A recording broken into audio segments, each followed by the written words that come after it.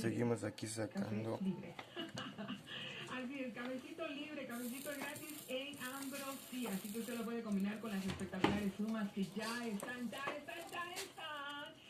La humita de capuchino, la humita de dulce de leche y la de manzana con nuez. Uy, uy, uy, la de capuchino está una verdadera delicia. La de frutos rojos, wow, usted no tiene idea, no tienes ni idea de lo rico que es. De lo rico y delicioso que se come en Ambrosía. Ambrosía está ubicado en la calle Olmedo entre José Antonio Iguren y Colón.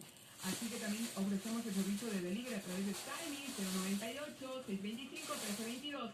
En Facebook y en Instagram están como Ambrosía Restaurante y Cafetería. El placer de comer diferente es tan solo en un lugar. Hablamos de libros, hablamos por supuesto de baby book, de infantil especializada, porque el mejor hábito que nosotros le podemos dar a nuestros hijos es el hábito de la lectura. Leer libros garantiza que tu hijo esté expuesto a vocabulario sobre diferentes temas, es decir, conocerá palabras que tal vez no escuche o lea de otra forma, de otra manera en su vida cotidiana. Leer con los niños incide positivamente en su actividad cerebral y puede darles el impulso que necesitan para apoyar y promover sus habilidades de lectura temprana. Baby Books está ubicado en la calle Sucre, entre Quito e Imbabura. Venga, déjese asesorar por los profesionales. El otro día vinieron dos abuelitos, ¿no? Y que querían llevarles algunos libros desde acá a Canadá a sus familiares, ¿no? Y definitivamente estaban súper agradecidos con don Matías de todo el asesoramiento.